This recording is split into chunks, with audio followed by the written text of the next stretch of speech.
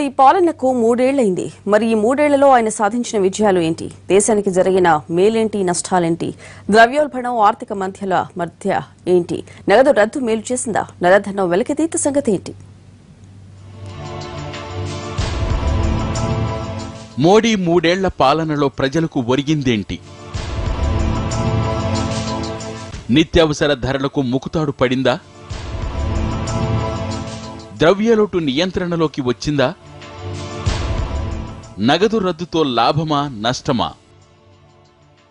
నల్లధనం ఎంతవరకు వెలికి తీశారు? మోడీ 3 ఏళ్ల పాలనలో సాధించిన పెద్ద విజయం ద్రవ్యలోటును నియంత్రించడం.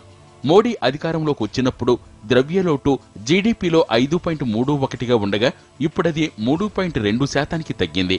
బీజేపీ అధికారంలోకి వచ్చినప్పుడు సుమారు 10% ఉన్న రిటైల్ ద్రవ్యోల్బణం ప్రస్తుతం అటూ ఇటుగా 3% తగ్గిపోయింది.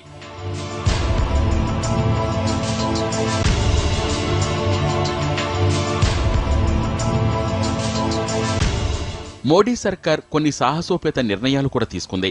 ముఖ్యంగా పెద్ద నోట్ల రద్దు దేశాన్ని ఒక కుదుపు కుదిపేసింది. అయినా దీర్ఘకాలంలో అది సానుకూల ఫలితాలనిస్తోందంటున్నారు నిపుణులు.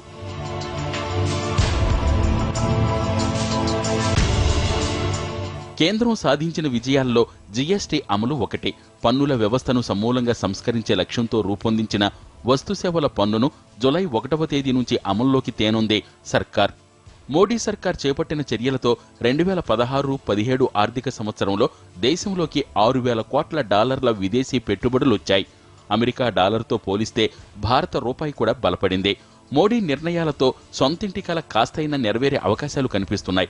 ముఖ్యంగా పట్టణ ప్రాంత పేదలకు 2019 నాటికి 2 కోట్ల ఇళ్లు నిర్మించాలన్నది ప్రభుత్వ లక్ష్యం. ఇప్పటి వరకు 18.76 లక్షల ఇళ్లు మంజూరు చేయగా 3 ఏళ్లలో 3.55 లక్షల ఇళ్లు పూర్తి చేశారు.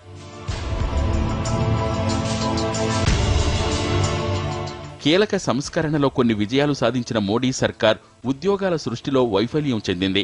బీజేపీ అధికారంలోకి వస్తే 1 కోటి ఉద్యోగాలు కల్పిస్తుందని మోడీ ఎన్నికల ప్రచారంలో ప్రకటించారు. ఆ హామీని నెరవేర్చడానికి ఎన్డీఏ సర్కార్ make in India, startup India వంటి కార్యక్రమాలను ప్రారంభించింది. షాపులు, రెస్టారెంట్లు, సినిమాలు వంటి వాణిజ్య సంస్థలు 24 గంటల పాటు తెరిచి ఉంచేలా మోడల్ చట్టాన్ని తెచ్చింది.